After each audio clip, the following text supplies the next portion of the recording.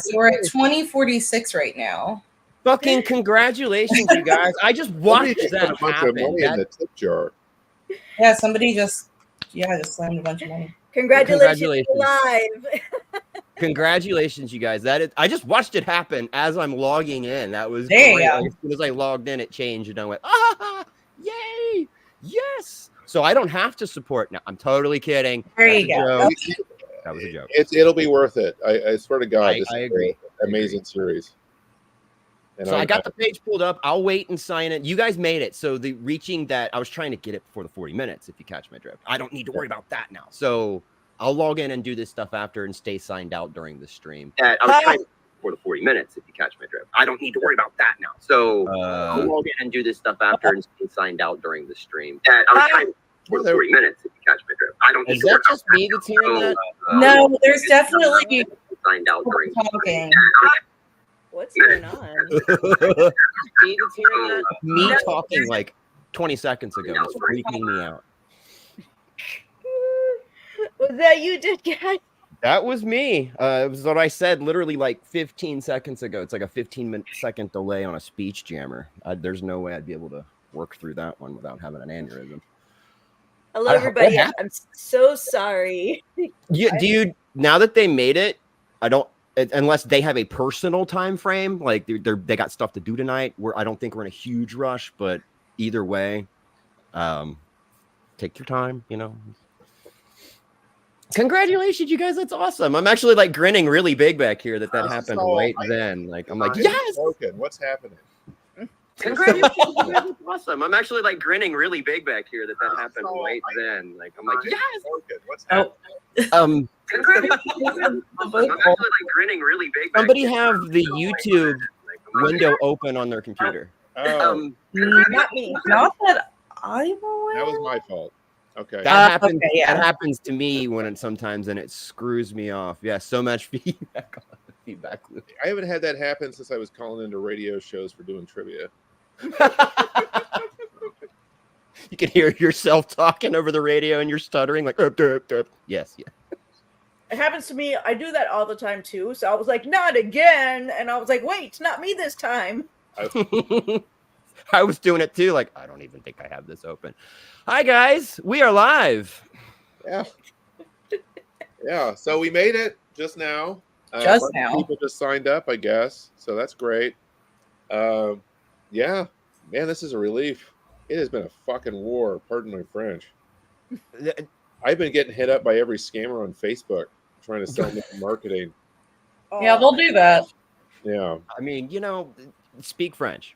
We don't mind French here at all. I just like the amount of. I mean, how low level of a scammer do you have to be trying to rip off comic creators? Like, we're broke.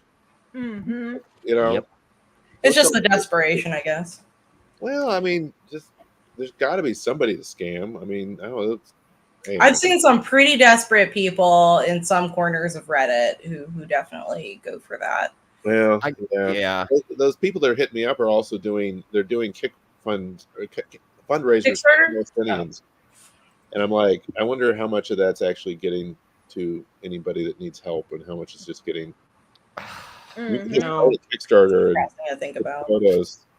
See what happens with those. Oh, go ahead.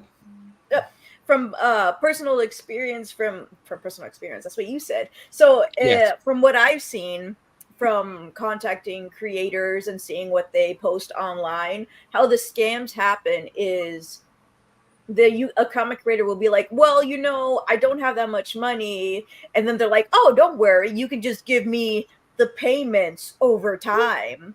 So you're feeding them money while they're not giving you anything. And that's just like, it's terrible.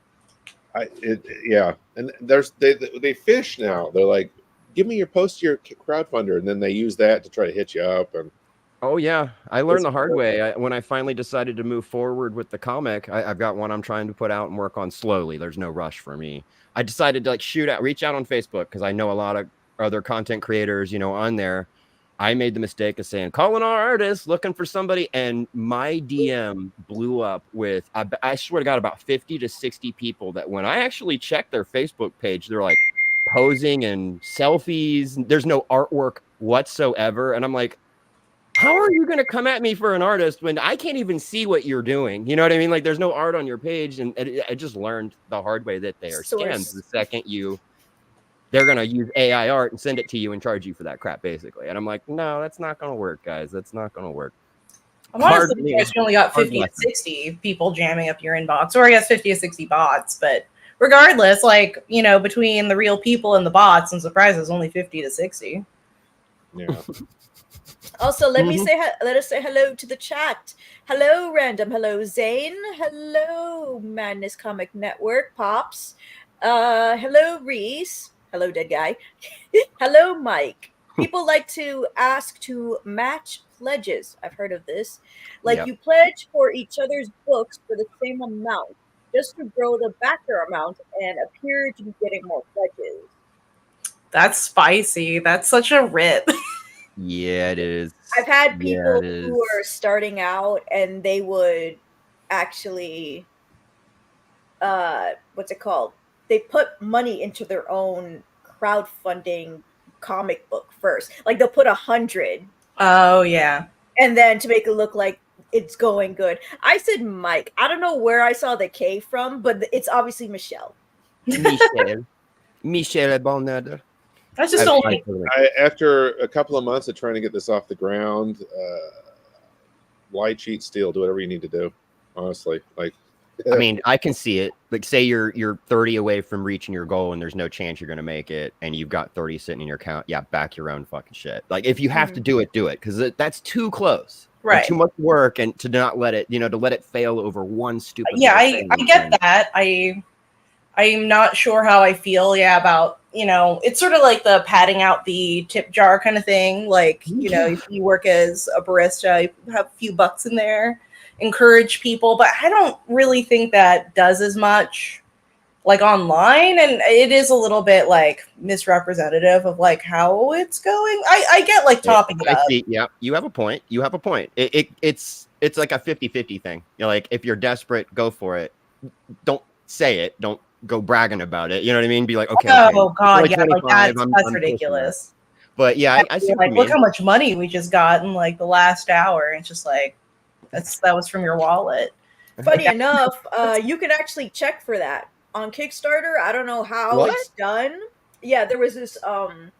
It was a small controversy. Of course, indies are, indie creators are not that huge, but the drama is kind of huge. There was some person who put a lot of their money into the Kickstarter they had, and I don't know how, I don't remember. It's been like, I think since last year, but you can actually check to see who donated that much. I found that weird. You got fans going in there calling you out, like, so you were your biggest supporter financially and emotionally, like, oh wow, man, like, yeah. I get it in ways, I really do, but it's also saying with crowdfunding, if you have to support yourself, that means what you're doing probably isn't that interesting to other people, and that's something that's usually why you don't work alone with these sort of things. You've got somebody keeping you in check. You need to know, man. You know what I mean? You need somebody to be like, hey, that's a little weird, maybe we shouldn't go there, or you know what I mean? Like, it helps. And I think with the crowdfunding, it gives a creator a good idea of what to do next. Like, say you want to work on another project and you saw how successful this one was, simply mirror the same actions you went through with new content, like follow the same process, because obviously that worked. Man, I'm really happy for you guys. Just to throw that out there one more time, because we did all this backstage, but I was literally logging in, and right when I was like coming back from logging in, it had just breached the goal, and that's just made me really happy. I'm kind of really happy for you guys. Congratulations. I'm definitely, it's a relief. I mean, it's God bless, but I mean, Zoop's been wonderful. I don't want to insult them at all, but it has been hard. It's hard to explain the website and yourself at the same time. That has been. I've been told by multiple people that I basically cut the audience for it by 75%, just by being on Zoop. So that's true. Yeah. Quality over quantity, maybe. A Kickstarter, it's when it comes to money, it's overly crowded. Like, there's too much going on there, and what I've noticed is they do try to support other creators. So on your page, if you keep scrolling down, you'll see a bunch of other comic creators and this, that, and the other. Where I feel like your page should be dedicated to you. advertising for other comics. Somebody may be interested, seeing your page, scroll down, see something else, like, oh, I'm going to follow this instead. To me, that's like, I'm not sure I'm crazy about that. And I think it's getting too big. Like, too many people are in there doing too much, and you kind of get buried. Versus you guys trying Zoop. I've never even done it before. So for me, this will be a learning experience, going through all this process and all that. It might be a better format. What do you think? What's your opinion? I mean, in my opinion, I don't mind it too much, because on the flip side, that means you're also taking a little bit of like real estate, like on somebody else's page. So it's like an organic way to find people. Like, oh, you like this genre of thing, you know. Mm-hmm. Like, I'll recommend another one. I like that, because a lot of times when I am on Kickstarter, like, I learn about everything late. I'll be like, oh shit, this person's got a book up. Okay, yeah, I'll click on it. And then, you know, sometimes if I'm running a campaign, I'll be looking at like somebody else's. I'll scroll down and I'll see mine. I'll be like, oh, hell yeah. You know, I do say that as someone who's only a buyer. So coming from a creator standpoint, I imagine it's probably a little different if I was on somebody else's page and I scroll down and see my comic on there. Like, oh, hell yes, cool. So, yeah, I guess that is perspective. What do you think, Justin? The more attention, the better. And I kind of feel like when it comes to this, a rising tide floats all boats, right? Like, you know, if you encourage like a scene where there's a bunch of people that are enthusiastic about indie comics, that's probably ultimately better, even if you occasionally lose a sale, you know, just in general. Let me pause that real quick so I can make this full screen. Wait, how do I make it full screen? Uh-oh. What are you trying to make full screen? I haven't shared my screen with you guys yet. I got the Zoop pulled up, and I'm trying to make the trailer full screen, and it's not giving me the. You got to go to YouTube directly and then do that. Oh, I can do that. I can do that. We can do that. It can be done. So yeah, talk amongst yourselves while I search for this thing. Oh my! I might cry. Whose screen am I seeing then? I see that there's like the Zoop page is pulled up. Me. Oh, cool, Bianca. Cool. She beat me to it there. That's good. Did you not look at the screen? Did you not see it? No, I'm on my other screen. Oh, you punk. Trying to open it. I got it. I got it. There it is. All right. Well, at least we have the trailer full screen ready to go whenever you guys want to watch it. All right. Ready. Share the screen. Let's go. Oh. Sharing is caring. I love Care Bears. Oh my God, I have 32 notifications on YouTube. I was just logged in. Here we go. We got full screen because I can't see. You guys ready to watch this trailer? Because I remember I like this trailer. So it's foolish. Shut up.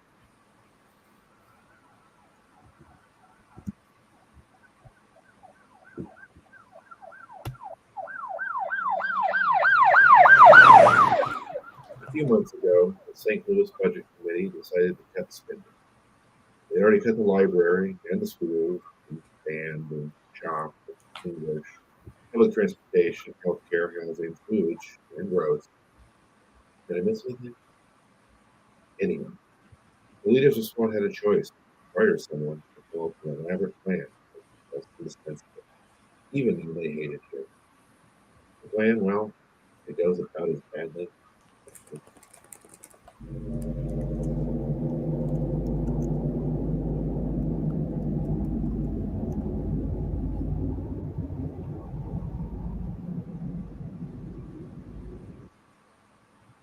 March 16, 2022.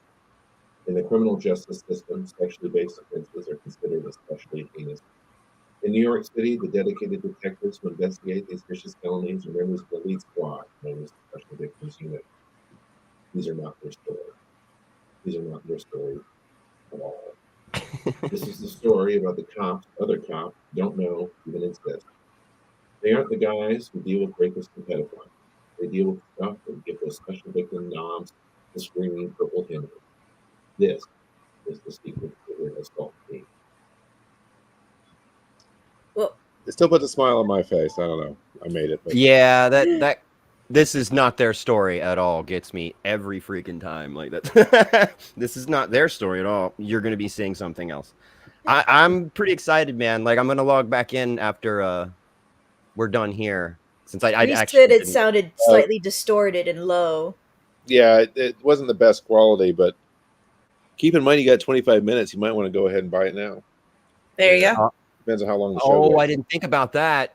You know what? I'm not sharing the screen, so yes, I can do this. I can do this. It's just getting. I'm gonna be quiet while I'm typing and doing things because I'll type everything I'm saying if I don't. Okay. But yeah, so bear with me while I do that. But I mean, we've got. I should mention if you any purchase at all. I mean, I might even just do the tip jar. You get 10 free comics from various other writers like Lori Calcaterra, Jeff Haas. There's a bunch of them towards the bottom. I don't remember all of them. You know, so it's a bargain. I guess I got you know, that went up a lot just now. So I think my best friend might have done that, but he's not saying. But anyway, You'll never tell. yeah. So yeah, we got a bunch of options. We got signed in digital. We've got a bunch of add-ons. The trading cards will be pretty funny. We haven't made the backsides yet, but we will, and they'll have some. We've got some text for that. I think the bookmark looks great. You know, so there's a lot of options. I thought the temporary tattoo would be more popular. I have to admit that did not go over at all. Really? Yeah, nobody went on it. Now, like a lot of people got the add-on, like the full kit. Like maybe people just wanted the full kit, but on its own, no. Yeah. So I don't know, but yeah. Oh man, I'm glad we made it. Me too, guys. I'm so glad it worked out the way it did. Really, I am, because I was glad to actually be there to witness it like firsthand. Like, cool. That's really cool. I wish Zoom had I don't know if they do it because it's not exactly the closeout of the campaign, but I kind of hope that there's like a big spray of confetti like they do on Kickstarter. Oh, that's right. I hope I get to see that sometime. That would that would be cool. It is fun to see the little confetti spray. I have to admit, even if it's like just like a silly little thing, I like the silly little thing. All right, still typing. Enter information. Okay. Oh, Justin isn't here. I just returned to the StreamYard. There he is. Sorry, I don't know what I did. I just got kicked out somehow. I mean, it kicks me out, and I do nothing. StreamYard's a little sensitive with anything. Like if you bump your mic and your computer thinks it's not connected anymore, it will completely boot you from the entire stream. It's pretty finicky, to be honest. Hey, Sassy. Thanks, Leslie. Yeah, it's a bit. Thank you. It's. Oh my god, dude. It has been a multi-month battle. I'm glad we got here. Well, why don't you tell us about it a little bit there? I had to spend a month doing podcasts to get to the point where they would launch it, right? So I had to generate up enough interest to do that, and then I think I wasted half the shows just trying to get email signups. That we'd probably be at like $3,000 or $4,000 if I'd been able to launch the campaign and then do the shows. I don't know. And there's a lot. We got ran into like a lot of circles too. I think with like there's some podcast places that like I don't even know if they check their email anymore. Just like there's that guy. Just like trying to get the word out has been a pain in the ass. Don't know why it had to be this difficult this time around. I've never had so much difficulty like trying to. I don't know if it's just like I know the Twitter algorithm is like absolute garbage now. So like that. I abandoned social media years ago, so I've had to like basically start rebuilding that, and I've never been any good at it because I don't normally care about what people think. But so it's been a learning experience. It really has. I mean, I've enjoyed it, but it's been hard for sure. I mean, it's been a battle, but I'm glad we're here. Oh my god. Yeah. Well, I'd say you won. And I would say the battle isn't even over. Like you guys won, and there's still time. Does Zoop do like stretch goals, like Kickstarter does? Say you can set another 3,000 for this or that or whatever. Do they do that? Yeah, they do that. I did not end up doing that this time, but we will in the future. I mean, this is your first run, right? Your first actual. Yeah. So it's probably better to play it safe the way I see it. Keep it tight, keep it small, don't overdo it. That way you're not piling stuff up on yourself. You can't, you're struggling to reach at the end. And on top of that, like my whole thing is I'm not even going to print my first one. It's all going to be digital, just to keep it simple. Like if it fails, but it's going to cost me a lot less to do it that way. So I'm not out $2,000. You know what I mean? If the whole project doesn't go anywhere, it's kind of the way I'm seeing it. If it does well, move forward, add things to it, do things differently. So that's pretty cool. So you made it with no stretch goals. So anything at this point in the next 20 minutes or so is going to be, that's going to be it. So that's, give me 1 second. My financial information is clean across the room. So I'm going to have to go grab that so I can hurry up. I've got 20 minutes left. So bear with me. Yeah. So I don't know. The thing is, SWAT has been such a big deal to me that it's a big relief that we got here. I think we'll build on this, and once we have the issue done and people can see, I think part of the issue is that this looks like yet another supernatural horror comedy, maybe, and it's just not. But it's hard to explain to people that how. I mean, I think it's completely unique in terms of comics and what it is and how it does things. But that's years away from people even realizing it, even if we produce them constantly. So, but no, I mean, it's yeah.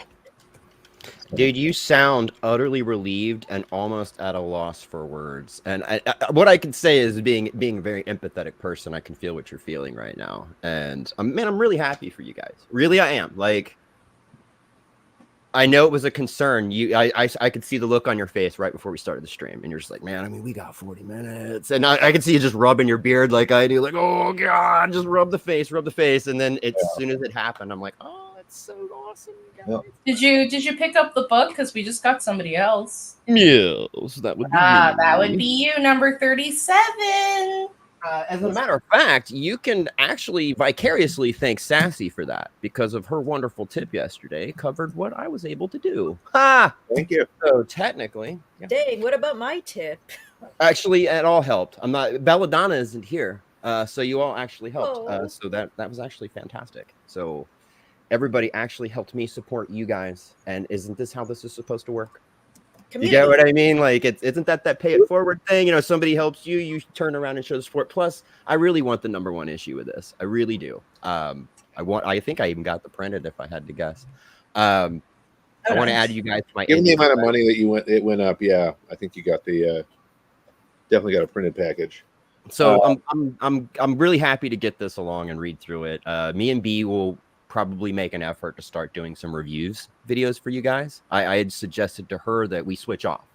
Say you got 2 issues, I review issue 1, she talks about issue 2, and it's going to give more eyes on it. People come back and watch our stuff later more than they do probably during the live stream, and to me it's going to get more eyes on it. And if you guys can give us information, say to drop into the description, if people want to buy this from you while you're not running a campaign, there's got to be a way that, some way they can get a hold of you or contact you guys. Like, we want to buy this, even if you aren't running a campaign. It might help, like bring up. We should probably set up a storefront or something. I think Zoop might. Zoop does have some kind of shop. Actually, like I only recently discovered it. Yeah, they have a store tab at the top, and they still have, it looks like, some copies of my book in there. Actually, the Nightcrawlers. So yeah, they still have that. So I think it's like they'll keep a shop of extras. I don't know if they do like extra prints sometimes. Oh yeah, it looks like it's one of the signed copies. Maybe there was like an issue with the delivery, or I don't know. They did ask me to sign a bunch of extra. So I guess it was maybe to hold on into the shop and sign it there. So I'm assuming Zoop will have like a front for like spares and extras and things. But if we wanted like a formal shop for like SWAT or something, like I think sometimes like BackerKit does something like that. I think you could just start a Shopify. Like, there's a lot of ways to do it. I mean, could you even do Etsy? I mean, you could, if you want a private share. Yeah. make it more. Yeah, I think it's a good idea because we're trying to do is put more content on Bianca's channel, like more relatable content. And by doing reviews, she does a lot of regular comic reviews and indie reviews. She's tried to do a couple recently, and they're not getting back with her as far as doing the review or anything. And I thought, well, let's do some of these guys that have been active with us. You know, some of these guys that are maybe trying a new platform like Zoop that could use more eyes, or at least other people sharing what they got from reading the story. You know, like talking about the artwork, talking about the way the panels were put together, talk about the writing and the story. And that's me and B really care about that kind of stuff. So it would be a legit objective conversation or subjective conversation. I'd be happy to. Obviously, we haven't. You know, you'll get copies when we're done with the issues. I also have. I mean, I know I hammered Rachel into reading the first 3 scripts or first 4 scripts because the 4th issue I think is where it really gets. That's really where it gets really good. Finds its voice. It's yeah. Yeah, exactly. It's where it took off, and I was just sitting there. I'm not even. It was just kind of flowing through me, if you know that feeling. Yeah. So that's where I hit the zone, and it kind of went from there. So 4 is where it gets really interesting, I think. Not that I'm not to crap on 1 through 3; they're also awesome, but this is sort of the nuclear weapon. I think it's pretty normal for like a series to take about 3 to 4. Yeah, I was gonna say, like, think of it in a movie, you know, or even a television series. By episode 3, you've established the characters, you kind of know where everybody's coming from, you know, everybody's perspectives. By episode 3 or 30-40 minutes into the film is when you start throwing in the plot and the complications. Now things, you know, everything just you're a story writer, you're a professional, you guys know what you're doing over there. I don't need to explain the structure of writing stories, but still I'm pretty excited. I'm on board now. So I mean, once I got issue 1, I'm pretty big on trying to keep up with it at least. I know with Carissa, I've got a huge collection of hers, but she's on point. I don't know if you guys know Carissa from Redemption. I don't think so, no. Yeah, I've been talking to her on the circuit. Okay, yeah, she's great. You guys should, when you get a chance, connect. You know, talk with a little bit. She's excellent. She's full of information and full of tips. She's helped me out a lot. She's very knowledgeable. I think she's been doing this for a really long time. Somehow I've managed to avoid running into her on Facebook. I'm gonna dig her up. That's pretty strange. That's pretty odd, considering I know you run in those circles. I just got a friend request from you a couple days ago on Facebook. I was like, oh hell yeah, you know what I mean? I was like, cool. I recognize that mug anyway. So yeah, I clicked on that. So at least we can talk on Facebook. Yeah, I've just been going through, and yeah, I'm friending everybody that's got a lot of people that are in the scene. So cool. That'll create a connection, whether we want it to or not. It'll create a network with a bunch of other creators. I got a ton of artists now, a ton of other writers and stuff that are now in my friends list. So hopefully it'll create a network and everybody can start sort of connecting with each other. And I honestly think it really helps to have that support system. Even if it's just you, it helps having somebody else who's going through it and knows exactly what you're going through. And everybody I've talked to, all of you say it's not about making a profit at all. We just want to get our stories out. We just want to get this. And I'm like, that's really cool that you guys. Yeah, I'm not taking a profit here at all. This is basically going to pay Rachel, and then lettering, the printing, all that's straight out of my pocket, not to mention promotional costs and all that stuff. So I'm definitely going to be losing money here, but I'm just glad to get it going, you know. Right. And I think with enough time, you know, as things start spreading out, it'll start spinning around, you know, like it'll start turning around, especially if you just play your cards right. I've seen some of the people get really too much into the merchandise aspect of it. And I think that's gonna burn a hole in your pocket quicker than I don't know what. And if you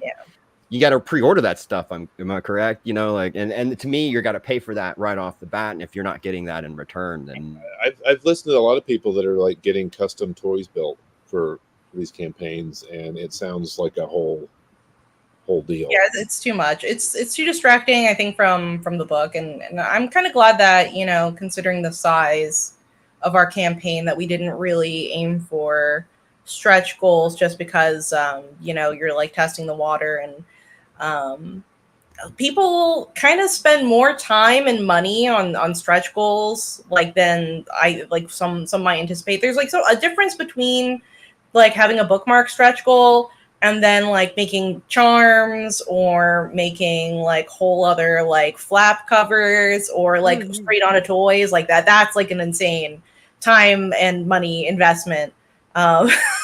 And I don't even typically go for those because I mean they do tend to be very expensive, but you also like you wait like longer for those too. You know, sometimes like the 3D printer doesn't work anymore, and then you end up waiting a year longer than everyone else to get your copy because it all has to arrive together. So yeah, I'm like glad there are people who do separate. They're like, Yeah. listen, once the books come in, you're getting the books. Everything else will be separate. It'll take time though. And I'm like, cool. Thanks for transparency. yeah, I like it when a campaign will be like, yeah, we've got the books, we'll just send these first, etc., etc. And just like some other times, it's like when one thing gunks up the works, that's just like months that somebody doesn't have their book, and it's frustrating. Mm-hmm. The wait times. So we've got what 10 minutes. Dropped out. Dang, Yeah. how did that happen? Time flies. When you're having fun. Oh boy, I can't wait for the next $5,000 to come in the next 9 minutes. Yeah. Well, Jeffrey just warned me that sometimes people will rug pull you at the very end just to fuck with you. Yes. Well, sometimes people will also just be like, oh shit, this is actually going to fund and I'm actually going to be charged for it. Or suddenly it's like, I have less money at the end of the month or beginning of the month or whatever it is than I thought I would have. See that? So what's good about Zoop is that I tried it. I bought the book La Poringueña. Shoot, I'm Spanish and I can't speak Spanish. Is it La Pequeña, something like that? Yeah, there's a Puerto Rican female superhero. I saw that one. It doesn't really. It's not. Zoop is not really good with reminding you, but it took me a month, but I finally paid for it. Because of the lack of reminders, I was like, oh, freak, I totally forgot. I have the money now. Bloop. So it kind of waits for you to get the money instead of Kickstarter, where it's like you got 6 days. Yeah. I probably would have preferred that 6 days so I wouldn't have to wait a month because I forgot about it. Because I'm like, every time I get paid, that's when I pay for it. Mm-hmm. And that's also going to happen in this campaign, by the way. Next week I get paid. So that's when the money is going to go through. Oh, So I think get around like paydays and stuff. Sometimes, like when a Kickstarter wraps on Thursday, I'm like, couldn't you have waited like one more day? Like, because I get paid on Fridays. Oh, well, yeah. That's a good point. You definitely would want to close out on a Friday, wouldn't you? Yeah, that's like what I would think. But a lot of like data, for at least that I hear, is that Tuesday is the best day to launch your campaign. And Tuesday is even more annoying. It's like, okay, I might go under for like a day, but then I'll have money the next. Tuesday is like no shot. Like, there's no way that's going to work. So I don't know why Tuesday, like apparently statistically Tuesdays work out better. Maybe what you're doing is you're excluding broke asses like myself. You're only getting financially stable people to commit Rich on people Tuesdays. on Tuesdays. Yeah, people who can get a burrito whenever they want. That's financial stability. Taco Tuesday. Yeah. Like, see, look, we've figured it out. Yay. Oh. Tuesday does work best to start what? I think next time we could start on a Tuesday. I don't know if I want to go the full 30 days because there's a dead period in the middle. I mean, you might as well just, make it 20. Really. Michelle is informing me that apparently you can pick whatever random day to stop. So that's good. See, so then why don't people make it stop on Friday? Now you're telling me that like this was a thing that people could do for me. Bizarre. Oh. This is particularly rude to myself. Oh, I'm like so happy it got funded. I was doing last minute promotions like an hour before. I was like, okay, Instagram, Twitter, that's all I got. I mean, I feel like I've said it a million times, but man, I mean, I've read a lot of comics. I've read a lot of books. My to read pile is 200 books deep. I just realized that today. I figured out how much I spent on it. I don't want to think about it. I just say that because I when I say this shit's good, I'm not just blowing smoke at my ass. Like I know I can tell. I mean, anyway, this is the best stuff I've ever written for sure, and I've spent my whole life trying to get here. So that's kind of why I'm a little emotional. But yeah, well, thanks for everybody who supported it. Thank you very much. It means a lot. So. And I can't wait to read it. I'm so excited. I mean, the idea of having at least one complete issue for the end of the year out is amazing. It's been a battle, man. Yeah, I've been trying to do this for like 3 years. I'm trying to get something. Now I wonder just how long it'll take Zoop to print. Like it's just a single issue. I can't imagine, unless they're changing printers. Like fingers crossed. Like after they get the PDF of like the final, they're good to go. Yeah. Once we have it lettered and stuff, it should be pretty fast to get it out. Yeah, we have DC Hopkins. He does like a ton of stuff. He actually lettered. It was kind of funny when Justin was like, "Oh, I got DC," and I was like, "He did the Nightcrawlers for me." He's really fast. He's really good. So, lettering won't take very long at all. Yeah, he's been amazing. The lettering's great, and he is fast as shit. And that's, a huge portion of it is just doing stuff on time is very helpful. There's a lot of dialogue too, so like that he can crunch it out and make it look great. I love DC. Lettering matters. Oh, for sure. Yeah, he makes it like look seamless. Yeah, he really does. He did the other one I did. My next comic is Edge of Darkness, and he did that one too. Ooh. Michelle is letting us know that DC also lettered Aetheriz, which Michelle did also do some work on. So we're all talking about her books, but DC did that too. He's everywhere. He's a machine. I just mispronounced that word in my brain. I hope I said it right. I've never said it out loud in my entire life. What word? I'll try it again. I think it's Aetheriz. I don't think that's a word. I think that's why you're having trouble with it. I've never seen that before in my life. Aetheriz. That would be my next guess, but Aetheriz. Like Ethernet. I'm just like ethereal. Aetheriz? Is it Aetheriz? It's Aetheriz. It's Aetheriz. Aetheriz.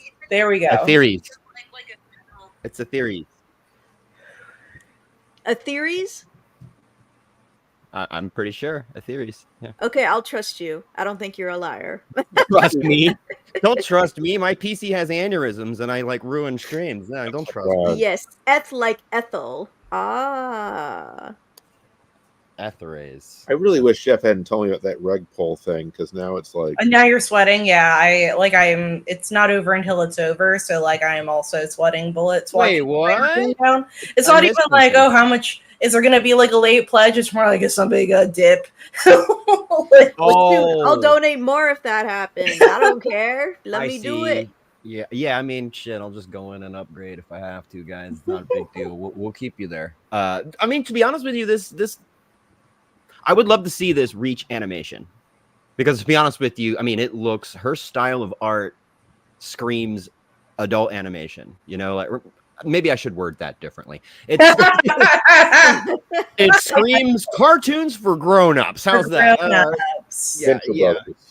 And the story to me also screams that. It's got story. I guess maybe mid-teens, young adults can enjoy it, but it's going to be more. You know what I mean? It definitely. I mean, the Venture Brothers has been a huge influence on me for 20 years. So there's a lot of that in there.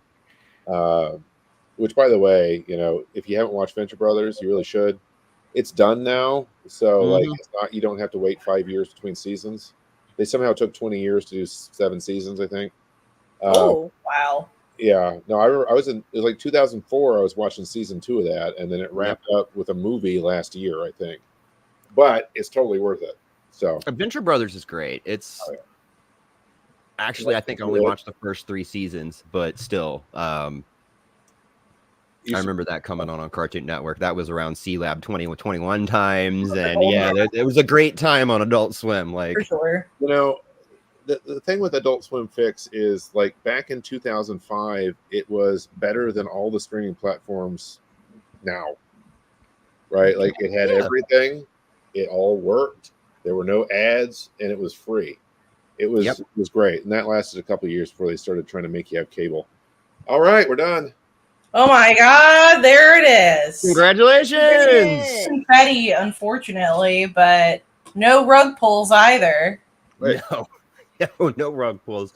That's To me, going up. it seems like you guys got followed by people that are truly, truly interested in your story and your art. So that's really good. Like you're gonna have fans, people that want to read this, reading it, not just somebody that came along. Here's $10, there you go, and just don't care. Like to me, it's like no. I mean, Well, I think this is the great. thing. I mean, I didn't have Rachel draw, quad D tits on the cover, and that really probably hurt the sales, but it probably also, you guys know now. You know how to approach the next, issue 2. I mean, let's be real. You guys know now how to have a bit more under your belt, know how to approach issue 2.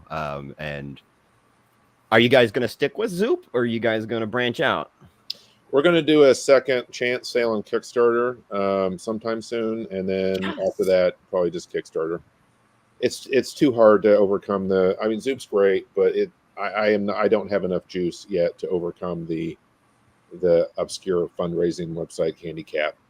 Okay, that's fair. That's fair. And you may feel like you get better eyes, more eyes, better marketing on Kickstarter. I've been told by people in the industry more than one that I've lost 75% of the audience. So basically, this could have been a $5,000 comic on Kickstarter, basically. Yeah.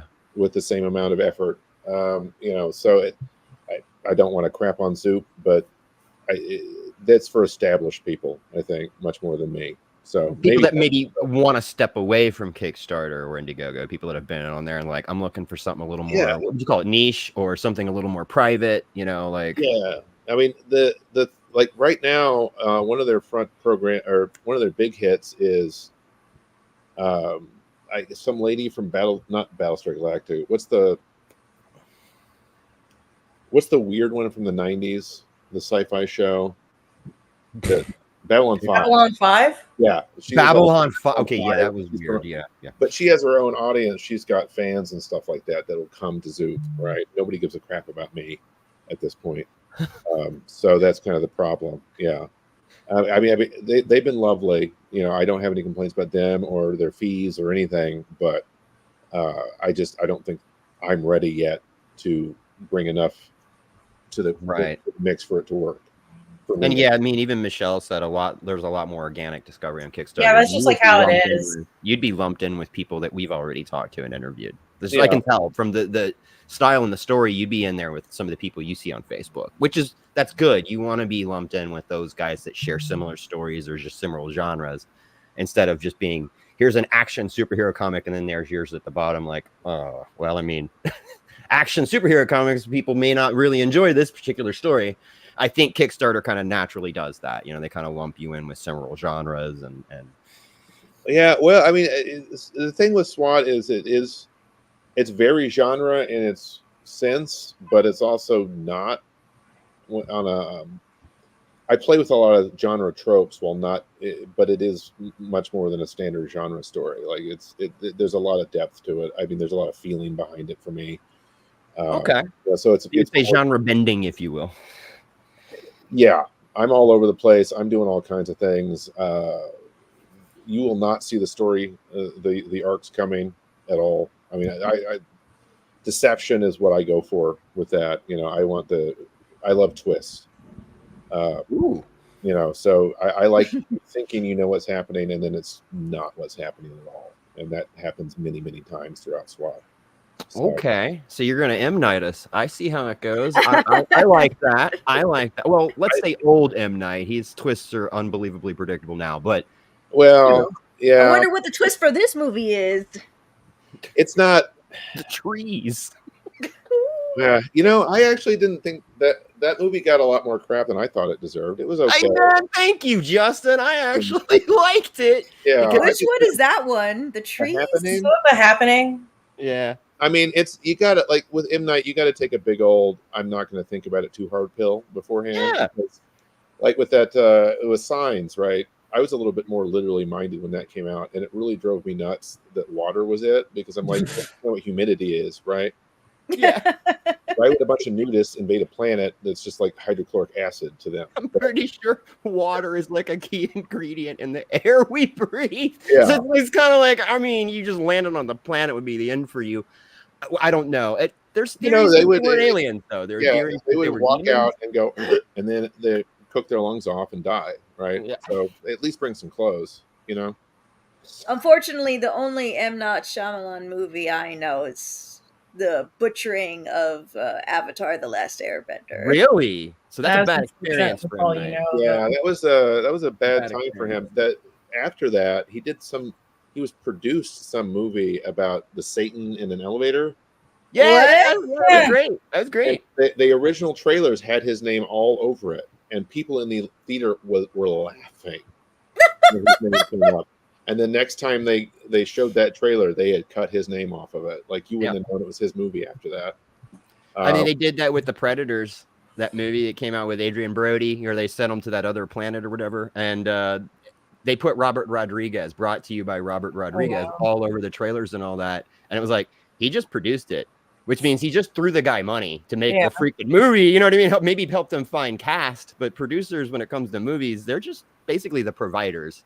They'll listen to your ideas, yada, yada, but they're not involved with the writing or anything like that.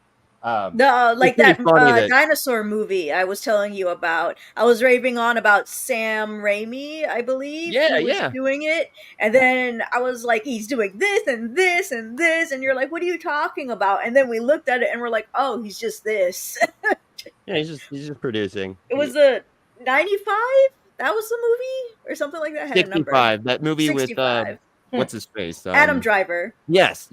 Oh. Did that already come out? Yeah. A few years ago.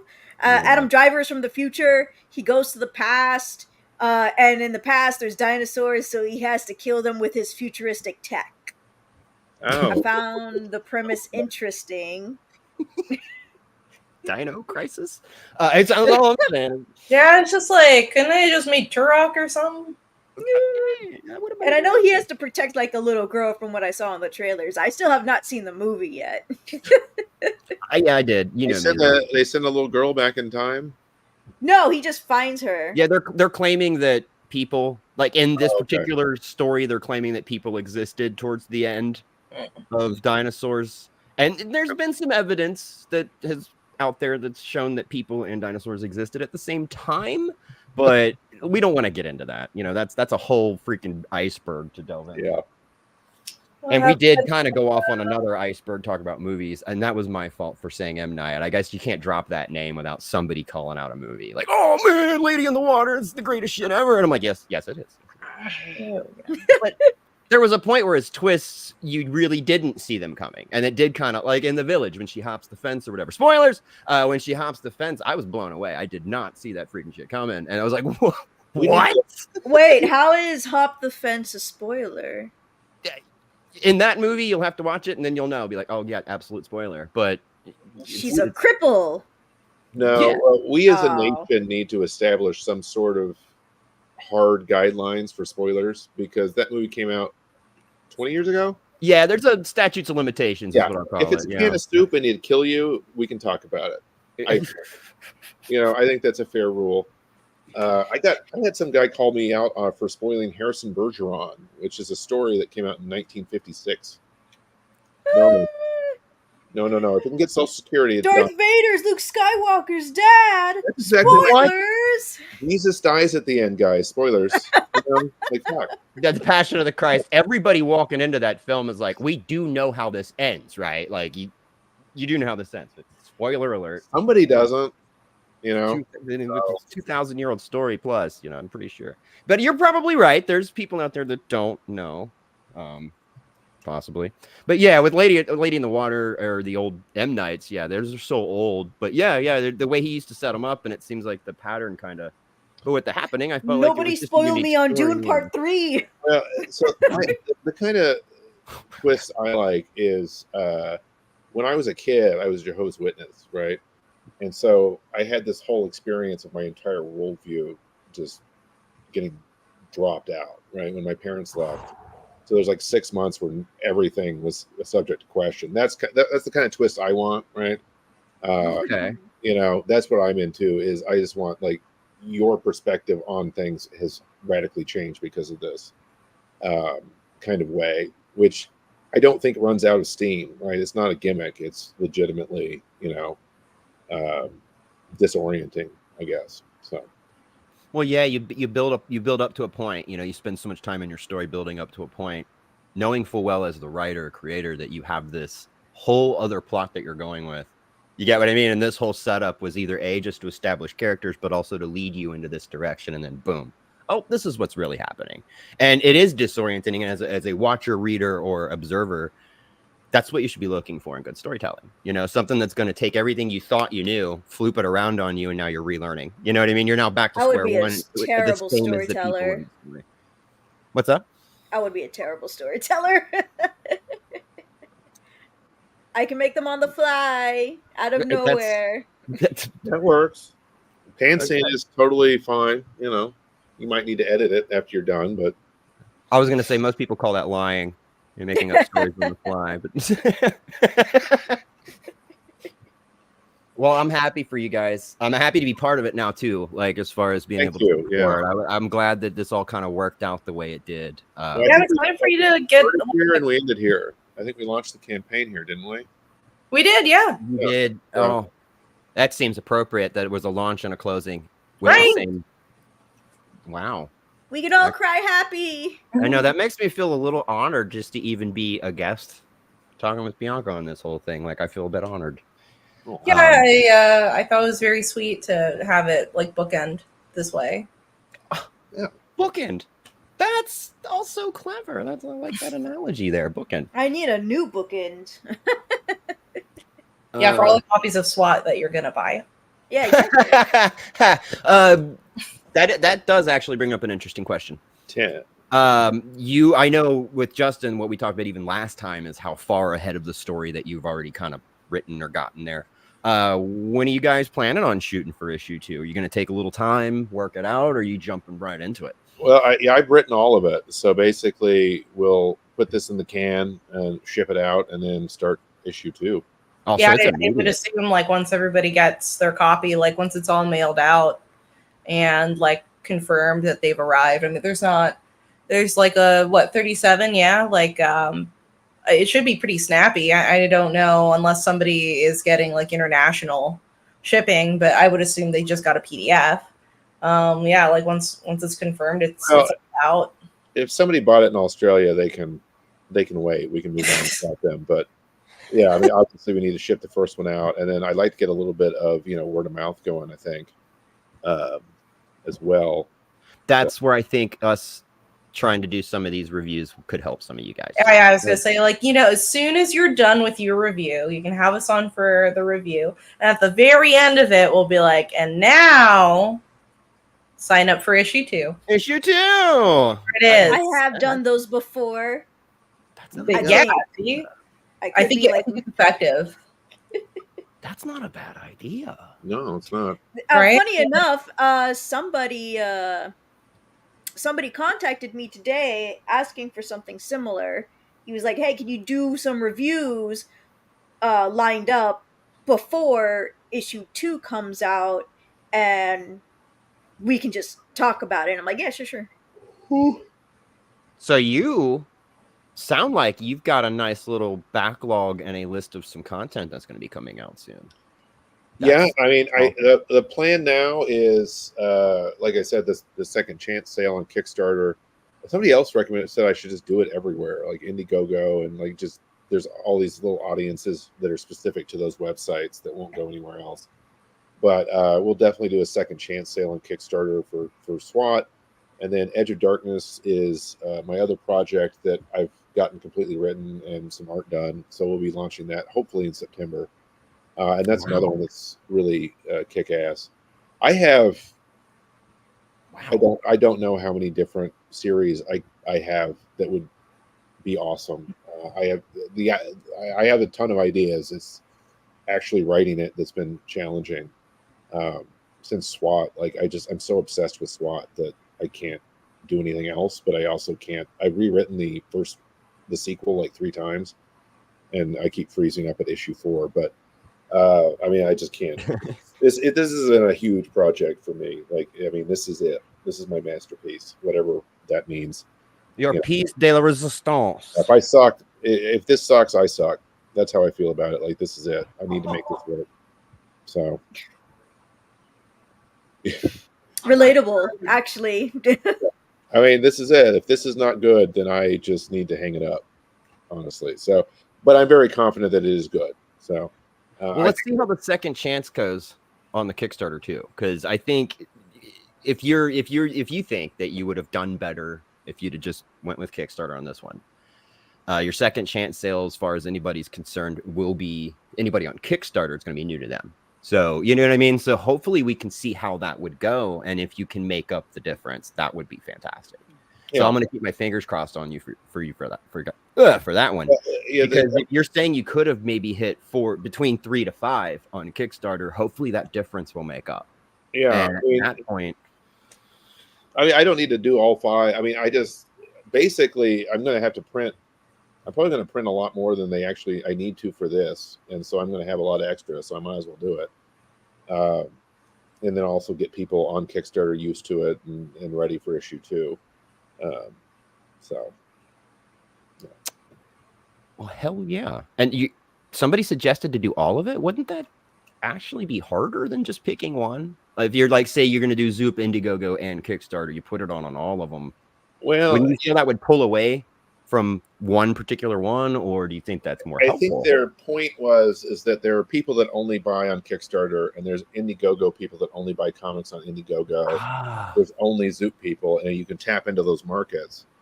And I mean, really, I guess the promotional aspect would still be an issue, but we've got all the art, we've done all the, all that stuff already. So it's really just like pretty easy to just load that up on Kickstarter and do the same thing. It'd be a lot less work to do the second and third version than it is the first, I think. Yeah, I'd say more promotional work at that point, going out and doing interviews, talking to people about it. Comic-Con, you guys plan on doing any Comic-Cons? Not yet. I take one step at a time. Yeah, I mean, I would at least need to have an issue in hand before I even thought about that. But fair enough. Fair enough. Yeah, I got a table and there's nothing there, and I'm just like, hey, I'll send you a PDF. Sorry, that just caught me, but I can totally see that walking by, just some dude sitting there like, hey, what are you selling? I don't have anything yet, but I tell you what, here, check out my phone. I got some pictures here that somebody drew for me, and they'd be like, what? No, I get it. I didn't even think about that. Is that something you would like to do in the future? Is you guys visit some cons, show off some artwork, show off your books? Oh, I'd love to. That'd be great. I mean, I want to be, if I could make a living writing comics, that would be fucking awesome. Or even a nice side gig would also be acceptable, really. So, what about you, Rachel? You a con person? Is that something you would be interested in doing or wanting to try? Have you done it yet?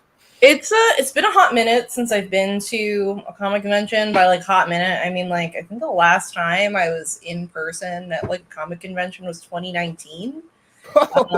Yeah, it's been, and even then, like that was the first one I'd done since like, I don't know, maybe like 2017. I used to go to really big conventions, but just like for fun. When I was but a wee Rachel, like I would go to like Otakon, and it was like in Baltimore and stuff. And I went to those. I mean, I lived in Baltimore, so it was just like, oh yeah, I'll just drive downtown and go to Baltimore, like go to Otakon. So it was like never a big deal or anything. And then like the one that I went to in 2019, I'd been to like 2 other times. It's like SB Access, like in Bethesda. And I really like how that one feels, because it's more attuned to like some more like indie books and like smaller creators, and like just how much money I end up dropping on like books and merchandise at that one. And like it's also like not a terrible drive from me. Like I would think I would like to do something like that in my city. There's like an anime convention that it's been growing. It's like pretty sizable at this point. And like the convention center is only like a mile from me. It's just like, oh, Rachel, why don't you go do that? But I don't know. I've always been really intimidated about tables, and this year I really wanted to do stuff, but one of the problems is like so Ablaze, so I've got like the Nightcrawlers, they just moved printers and they were supposed to be sending out compies in like May, and I still haven't gotten them because like it was a massive like printer move. That also ended up delaying like the paperback of the book, which is what I would have gotten. It's just like the paperback, like the new paperback stuck in printing. So like that was kind of a really critical, like part of it. It's just like that's the first book that I've made with like that's my name on it. So I was just like, well, I guess I'll just wait another year, maybe see how it goes. I've been working on like some print ideas, and I have like two books with like a Wave Blue World, and so they're very good at getting the books, very quickly. But without the main component of like my main book, I was like, well, like why scramble? Might as well just like go in next year prepared. So like maybe next year.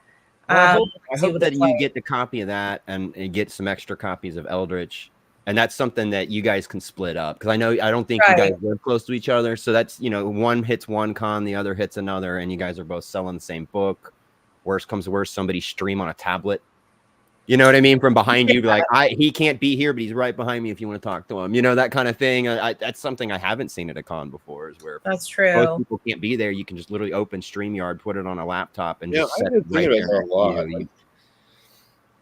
I get that the in-person aspect's like a huge portion of why people go to those. But like, if you had, somebody, you could do like a con in Australia from here and get a bunch of people that you would never actually fly because it's $10,000 a ticket or something. No. That's actually not a bad idea, and I hope you guys can get to that point, because I think once you get out there and start, I personally have met two people from comic artists that I'm friends with, interviewed, know these people through a Comic-Con. So it was actually really cool that I met people and they were local to my area and I had no idea.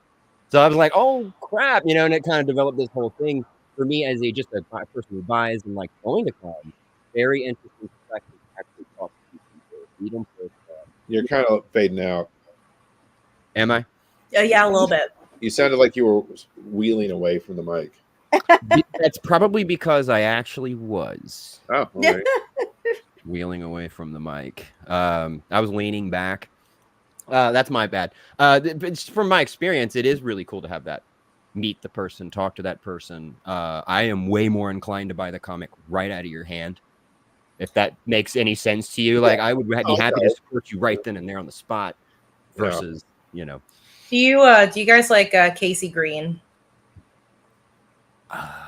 I'm gonna have to plead ignorance on that. I don't know. Oh, Casey Green. He did Dick Butt. He did Intro and everything. And he's like a bunch of things, like the Dick Butt meme.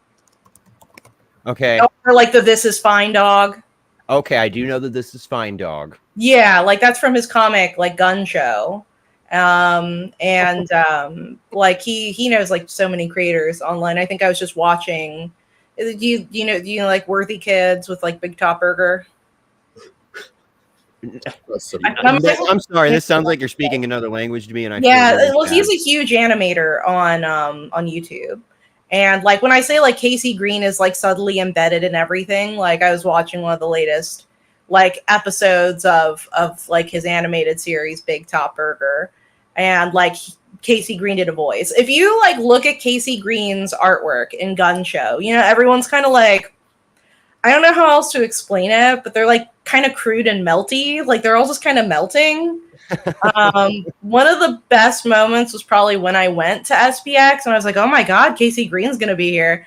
And then when I found him, he was like everything he has ever drawn in his life. Like I look at, I'm like, oh my God, that's Casey Green. There's like a mildly melting man who is secretly playing like the 3DS underneath like his table between. And I was just like, that's him. Like that's the essence of Casey Green, like right there.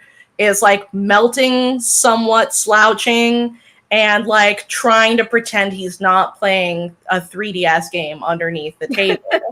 And like that made the trip worth it for me. So like absolutely meeting some of these people in person and then like seeing like what they're like compared to their artwork is really amazing. So in this case, Casey Green is Dick Butt. Casey Green is this fine dog that really comes from like the core of his being, and I really admire that.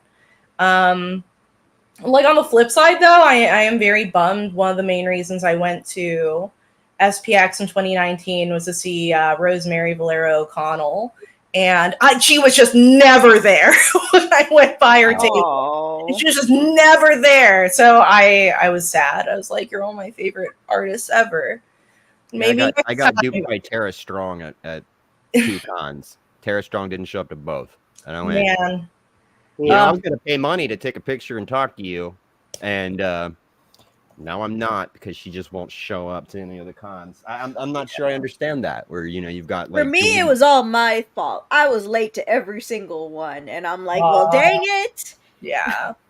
I think, to be fair, I think Rosemary Valero O'Connell, she might have been like the Ignatzes are like announced and stuff like at SPX. I think she was part of that, so I was pretty sure I went after the awards were given, but like maybe I don't know, maybe she went out to lunch. Like I don't know.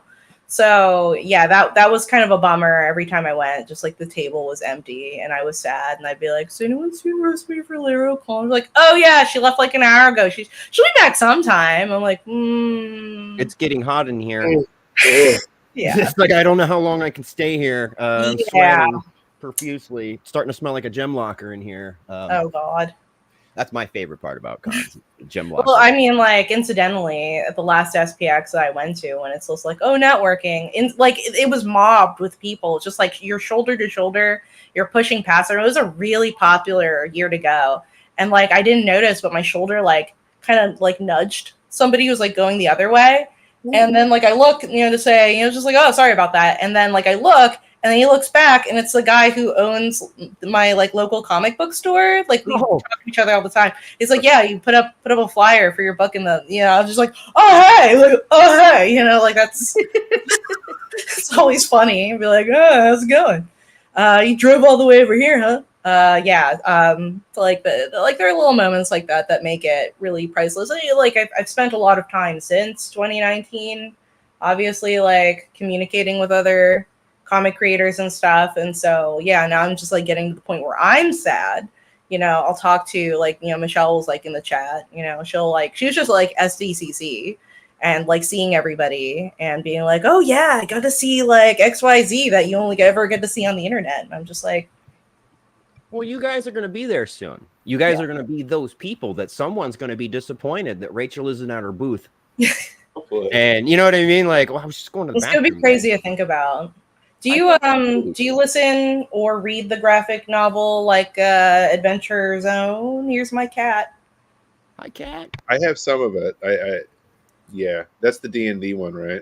Right. Yeah. 2019, they had the artist for the book, like Carrie Peach, and that year, like I was going with my friend. His name's Ryan. He's a giant of a man, and he loves Adventure Zone. I actually.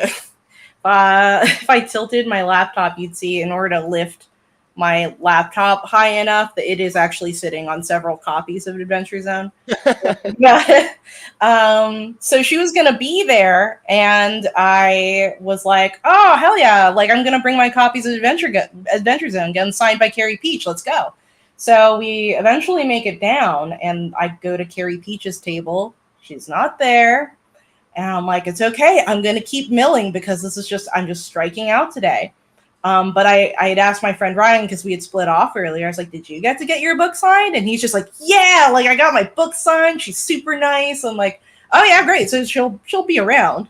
So I'm like walking with him again, in the middle of this like really busy convention. And suddenly my giant friend Ryan goes like, Carrie Peach, and like I turn to where he's looking, and like this small lady turns around and is just like, huh? And he's just like, I'd like you to meet my friend Rachel. And I'm just like, huh? And suddenly we're shaking hands, but we're both looking at him really confused. She's looking at me like, should I know this person?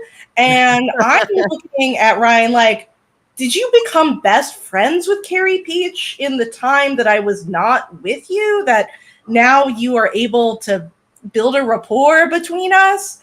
I'd like you to meet my friend. Yeah, I'm just like, what the hell's going on? She's like, what the hell's going on? And he's just like, suddenly just like, oh, she'd like you to sign her books. And I'm like, Ryan, you have embarrassed me in front of Carrie Peach. We can never be friends because I will always be that person now. Or just like, you stopped her in the middle of like whatever. She was like, I'll be back in 20 minutes. I'm just getting something to eat. And I'm just like, I can't believe you've done this to me, my giant friend Ryan.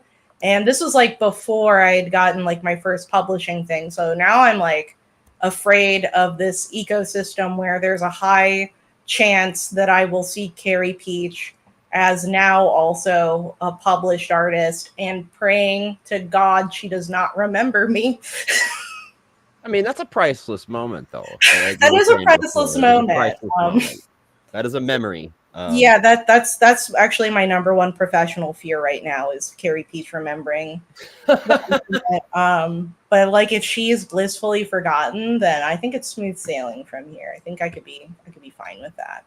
You can be like, I'd like you to meet my good friend Ryan. Oh no, that's good. That's really gonna make her remember. Oh God. Yeah, I don't think I can be seen in public with him again. You're right. Just to be I'll have safe. to let him know that. I'm like, sorry, my very large and noticeable friend Ryan. I can't. You'll have to stay in the car next time. I'll leave the window out of open. morbid curiosity. Just out of morbid curiosity. What would you guys say would be the from closing to when we could expect a print being shipped? Do you guys even know, or is that kind of all in Zoop's? We're gunning for when it's being shipped.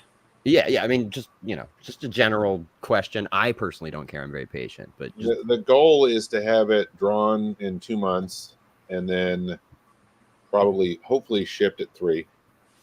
Okay. Yeah, I would hope shipped at 3 because I think they're the ones that are gonna like actually format the book together. Like I don't have to go into InDesign and do it like they should have because they're the ones actually building the book. So I would assume should only take like 2 weeks for them to, get that done. Probably less than that. It's only like a 22-page comic. Okay. So minus all the ads and stuff that you would get with Marvel or DC. You know what I mean? It's the first 3 pages is ads and thank yous and production. Right. You guys are getting nothing but 22 pages of content. So they would handle that too if like that's what they want to, throw in. It's not like something I'm working on. So like that would be on their end. Yeah. So I would hope that by like, end of October they like go out, something like that. That would be my birthday's at the end of October. So yeah, but my birthday is in the middle of October, so it'd be great to just be like, here's my PDF, and then have a birthday. Yeah, that would be nice. Open my little shipping box, be like, and see this immaculate, wonderful comic, and sit down and read it for my birthday. That would be fantastic. But I'll in my brain, I'll think Thanksgiving, Christmas, just to be safe. I didn't even realize I've been muted for 10 minutes. Are you serious? That explains a lot. I was going to say she's been really quiet. I mean, it's good to have goals, but yeah, you need to have some slippage in the plan because I've never seen anything actually happen on time in the comic. Slippage in time or slippage. True. Based on what I know about how Zoop handles signed copies, like if you got one of the like the full add-on bundle, I don't think that one is signed. So you would get that one faster because like Zoop would have to send us the copies for us to actually physically sign them and then send them back. It wouldn't be I got screwed. Oh no. Well, I'll put a nice note in there for you. They give me names on who's getting what. So okay. Yeah. It makes you wonder, like, couldn't you guys like sign a transparent and just send them that and they can Photoshop the signature? It seems cheap. Yeah, I'm sure I could send them like I have a PNG of my signature for contracts. I could just Be like, here's my signature. But I'm sure a lot of people would prefer it physically signed. This is true, and I thought about that as it came out of my mouth. I was like, "That's a ripoff." And now that I think about it, you can't sign a check like that. Yeah. It's Yeah, no, I wouldn't do that. That's the kind of thing that would get you pretty legitimately raked over the coals, I would imagine. So, question: blue or silver? Like as a favorite color? Pens. Like, what would you use to sign, blue or silver? Black. Silver.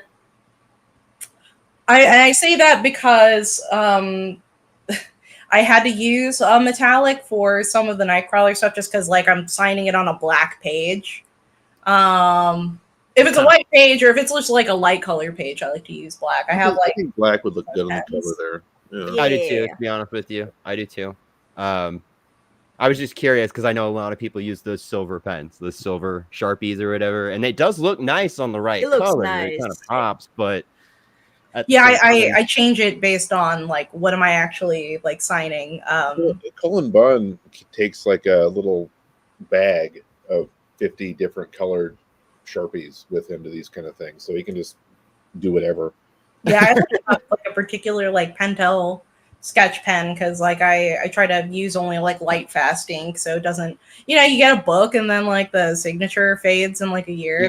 That's also a rip. So I try to get a nice pen. So I try to avoid Sharpies even unless I can't sign someplace that wouldn't be like obtrusive and like it's got to be a black page. So it's just like, okay, I'm using the silver. I mean, Sharpies have so much alcohol in the ink too that once that alcohol evaporates out, you can almost chip it off with your finger after. Yeah, that's why I tend to avoid using like the Sharpie if I don't have to. So what are you supposed to use?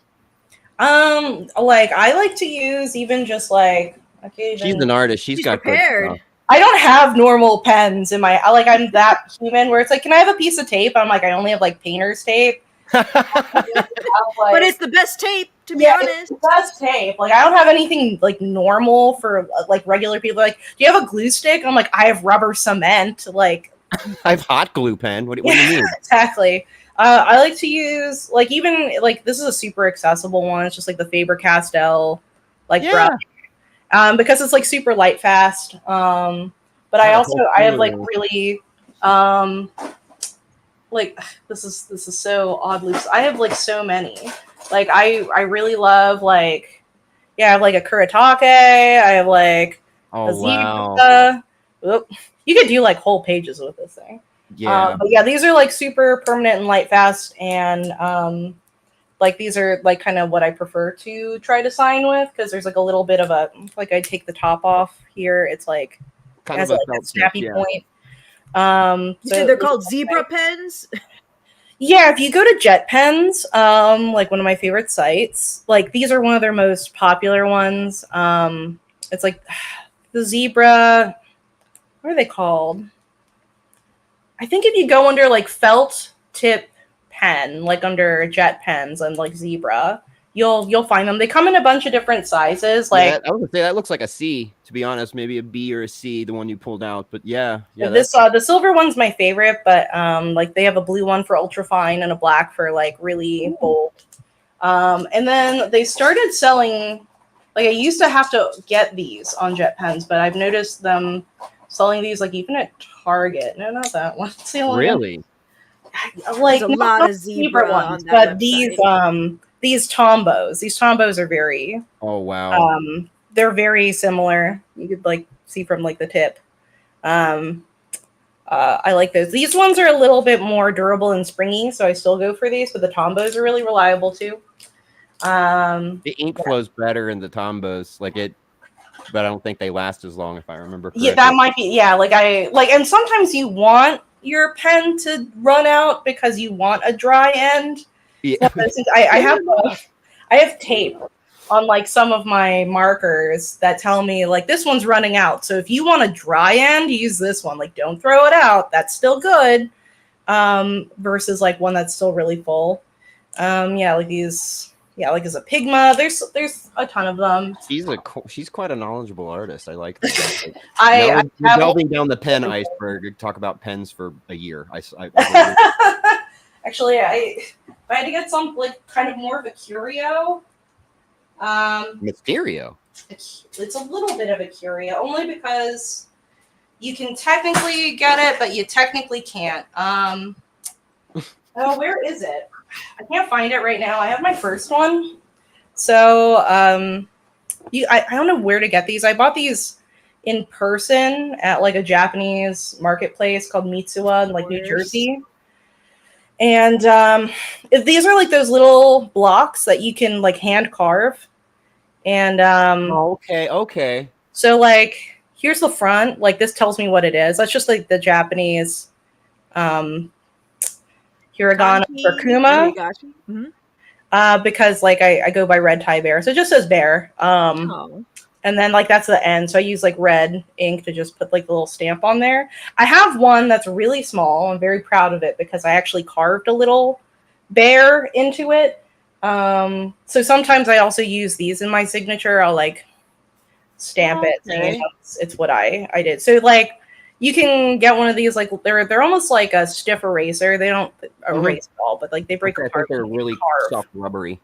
Yeah. And then they give you, it's a whole kit. They give you like a little box cutter to just kind of whittle away at it. So it's like I use that for my signatures. Holy crap! I didn't know that's what those were for. Yeah, I thought they were erasers. Like everyone's got a seal. Working. I thought they were erasers, and it wasn't working as an eraser. It was just smearing. Oh yeah, that's like, this is the worst eraser I've ever owned. It's a carve it yourself stamp seal. Well, I'm gonna have to dig those out. Yeah. I didn't realize. Thank you. I had no idea. Yeah, I had like 7 of them, and had no idea what they were for. All different sizes, and I'm like, these erasers suck. Throw them in a box and never went back. They're terrible. They would smear and fall apart. So yeah, like I guess pick whatever characters you like that would represent your name or your pen name, and then just like stamp it. Oh, that's awesome. I just learned something. Actually, I learned quite a few things today. Yeah. You guys have been quite the teachers.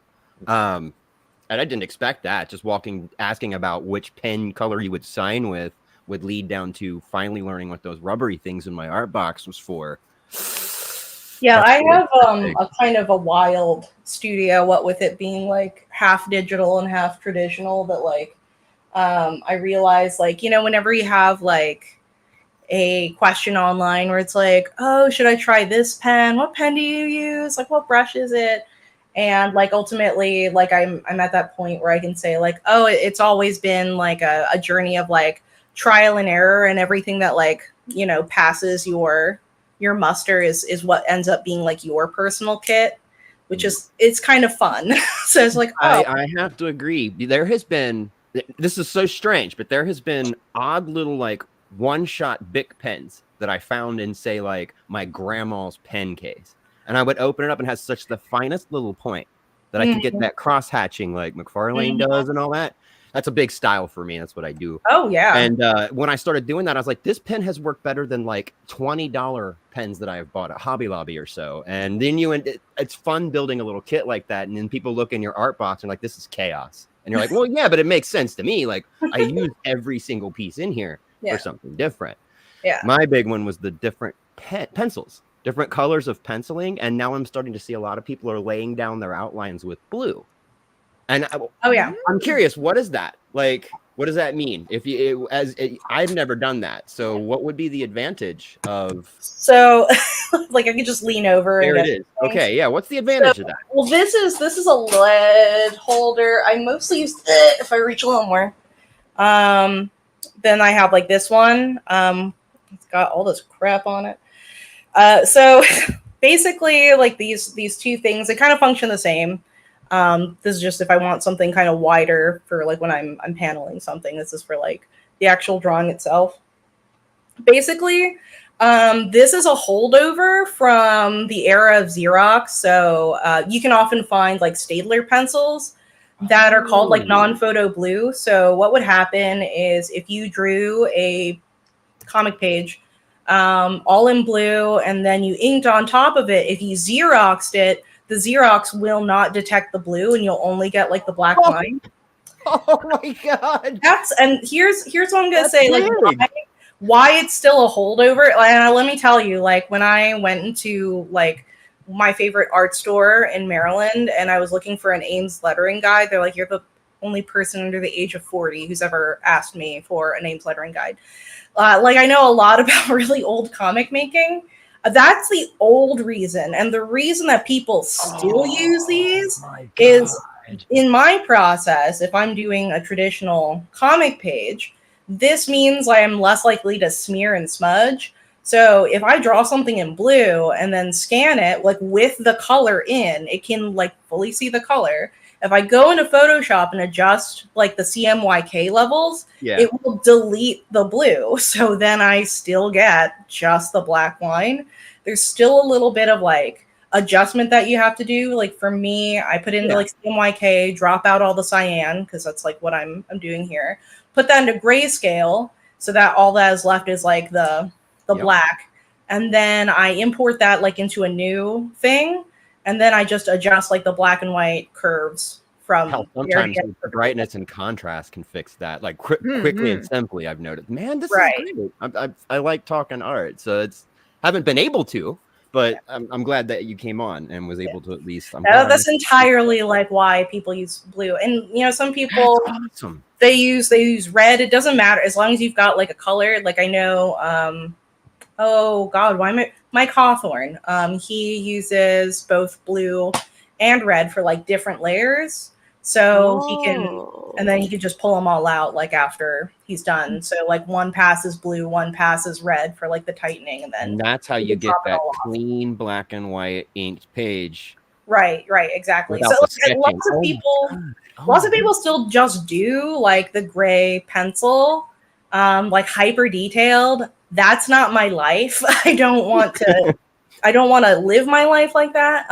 My teacher primarily was like Bob McLeod and teaching me how to do like inking and everything. And he's super old school.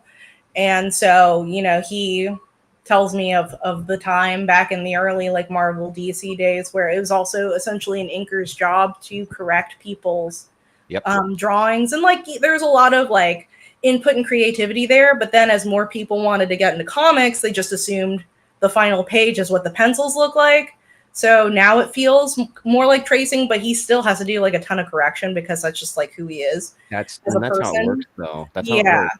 So like as yourself, you're still like it's crazy now. Like lines and for like fill-in areas, like some people really like go in with the graphite and just like, you know, black it all in with the graphite. I've never liked doing that because it sucks to ink over. Like it skips over. Yeah. So I use the old school. I just put an X on it. Like that's going to be filled. It's like quick X. You save time, and your ink is going to sit happily on your page. So yeah, there's all kinds of like really old, archaic, like shorthands for things that I think are really wonderful. That like don't always cross over into like digital art. So everything that I do digitally is sort of like informed by like the old hand done process. But I like that the most. That seems counterintuitive when said, but it makes sense when in Justin just left and I was about to ask him, since we just branched into say, you know, branching from traditional to digital art. Mm-hmm. That's been difficult for me. And I was curious with Justin, do you type or write physically with your hand, or do you type, say, on a PC or a typewriter? How do you go about your writing process? Because I know writers are very particular. Yeah, hold on. I'm his time. Big Justin. So both, I guess. This is some of my notebooks. Oh shit! He's traditional. That's the thing I did. That's another thing. Shit. This was the first notebook for SWAT. I filled that, and there's another one upstairs. That might be worth some money someday, Justin. Yeah, well, maybe. If you want the same ramblings of nonsensical notes of a crazy person, that's definitely good. Yeah. But I like Lutstrom notebooks, actually, because they, unlike most of them, it has page numbers. I don't know if you can see that. But there's page numbers at the bottom, which is kind of unique for notebooks. I think they're the only people that do that because it's more expensive. and then so you can have like a table of contents to keep track of shit. That's handy. It would be way more handy to do it electronically, but I just feel like there's something about having a pen in your hand that really helps with not so much the writing the actual script as much as brainstorming. Okay. Like if I'm writing it, it seems to come a lot easier than if I'm just sitting there like, what should happen next, right? If I can just doodle it, it'll come out faster. Okay. Well, damn. I'm glad I asked, because that's, to me, writing. I know a lot of writers, and they're so particular. Artists. I'm an artist, so personally, we evolve. You know, you learn I'm just new a things, you here. evolve, you change, you do all these things. With writing, every writer I've ever talked to, they find their thing and they stick with it. They always write the same way, and I was very curious how you did that. You got a it handful works of for you, novels. but yeah, I mean, I used to have a bunch of working electric typewriters. Now I have a bunch of broken ones. And I used to, to do, well, I spilled Coke on one, and then the others, I don't know, whatever. But Living up to your last name. yeah, Yes, it's there it very is. nice because it's. I'm going to assume cola. Yeah. Coca-Cola. It's distraction free, and there's just something about I'm kind of a mechanical keyboard person, and so I have way too much money in mechanical keyboards. You know, They're pretty cool. something about the tactile feel of it, kind of. But I mean, at the end of the day, it's all bullshit. A comic book or Google Docs is ultimately what you need. There's no magic tools or anything. Currently writing my comic in Google Docs. That's hilarious. I mean, I'll pull out my phone and be like, I thought of nothing cool, and then I'd start writing and like typing as fast as I can. I use Superscript, which is a program. It's like a $40 program that basically formats it for you, keeps track of the characters, stuff like that. It's quite nice. Shit. But yeah, it's pretty cool. It's got some special features for letters too, I think. Does it do comic format? Because that was That's something the only thing it does. very hard for me to learn, was writing a script in comic format versus short film or book format. And I was like, that was hard. Like, I had to go back and erase so much, you know what I mean? And rearrange some things. So that's pretty interesting. If you can, that program, if you can go comic format and it'll automatically kind of format that out. It's the only thing it does is comics. So, Oh, yeah, it's specific. It's Thank very you for nice. I mean, the way. it's probably basically just a couple of macros, but fuck Microsoft Word. Honestly, it's Especially since now they want you to pay. Oh my god. oh, dude, Yeah, thank you. That's what cool. I do with that is I have to have it because everyone uses the doc format or whatever, and sometimes you just have to have it. But everything Microsoft does is too much. There's everything. There's a million different options. You don't need most of them, and everything kind of doesn't work. If I were writing novels again, I'd go back to Scrivener. Scrivener is an amazing program for writing novels. But yeah, anyway. Okay. It's less the tools and more just actually doing it, honestly. Well, personally, I'm gathering a lot of information for myself here. It's probably pretty selfish, but this is very helpful, especially with you talking about the battle, with how hard this is. So I'm going in thinking this is not going to be easy. This is going to be very difficult.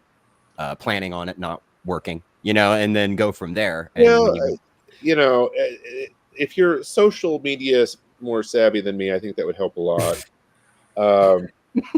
There's a lot of, I kind of, God bless, but I quit Facebook in 2019 or some shit. I personally did not miss it one bit. But you got to be on there. You got to be on Twitter. But I mean, it's hard. You're always scrapping for attention. And I had to hit up I'm the treasurer of my Optimist Club, and I was desperate enough to hit them up and be like, hey, I'm doing this fucking comic. And you get the thing with sales, and this is basically a sales thing, is you just have to be a persistent fucker and just keep going. Yeah. And you get rejected, fuck it, go. Keep going. Gonna have to hire a yeah. So I mean, it's been a learning process for me. I mean, Tom Hutchison, I think that guy makes it look easy. Like, he's clocking $40,000 every Kickstarter, that kind of stuff. Okay, there's got to be a profit margin there.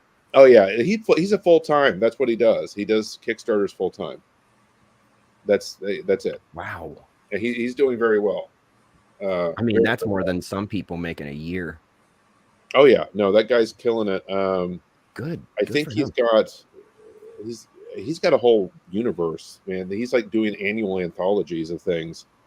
You know, and he knows all kinds of stuff. So I've been on a couple of like industry shop talk things with him, and the guy knows what he's doing. So you can make money at it. You know, you just have to build and build to get to that point. But yeah, I don't know. But I hope to see that you guys get there, or at least a fraction of that. And from what I can see, just from, you know, you talked about the comic, what I've seen from seeing the pages and watching the trailer and how into it you guys are, especially the art style. I really do like the art style a lot. I think it's going to go somewhere. I have faith with you guys. I'm going to keep my fingers crossed that your second chance on Kickstarter, is that what you guys call it? The second chance? Yeah. I'm hoping that does very well and gives you guys that extra boost to get started on too and keep this whole thing going. And hopefully get the eyes that you need on it. Like me and B can only do so much, you know, like we got a following, we got a crowd, but we can only bring so many people to it. Hoping that can branch out. Yeah, I mean, that was one of the things that was hard is I don't know how many of these I've done at this point.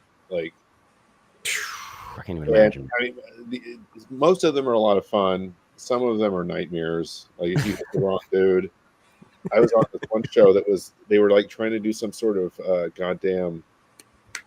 Who's the radio DJ guy? Howard Stern. They were trying Howard to do Howard Stern crap, and they're not funny, right? Oh. And so it just ended up being them talking about how January 6th wasn't that big of a deal. And then there's this dickhead over here who says nothing, but occasionally shows this lame cartoon he drew on a whiteboard. And I was just, you could, if we found the tape, you can see around 15 minutes where I'm checking to see how many people are watching this shit, and it's me. Oh. I'm sorry for laughing, but I've been there, man. Yeah, and then I about fucking blew a gasket because I'm just like, why am I should just leave. But can I leave now? Are we done? I have no idea why people who do interviews somehow get into that topic or any kind of random topic, and I'm like, okay, so pens for us, this is art stuff. It's on top. A little random. It aligns though. Yeah, but something like this, that's completely random. What are you doing? The thing going for clout. It was. And you're supposed to focus on the guest.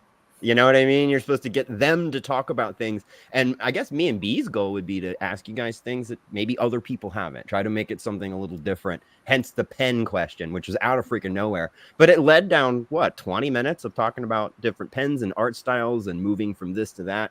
I learned a lot. If there was any artists, they learned some things. Get to know about the creator and not just the project. Right.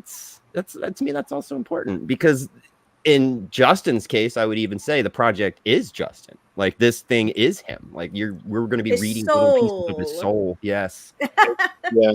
I mean, it really is. I mean, I almost feel like I'm worried I come across like a lunatic, like a pretentious lunatic when I talk about SWAT, but it is. I mean, it was an experience to write it. It was a joy.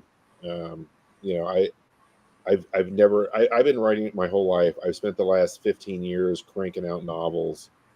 SWAT was just something else. Like I leveled up. It was a genuine joy to write.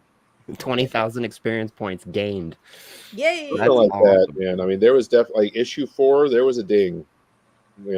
Like it was, and then I just started writing it, and it was so tight. I think it's just fucking. It's really good. But yeah, I mean, it's. I'm very proud of it. I'm kind of obsessed with it, honestly. Like I think about it all the time.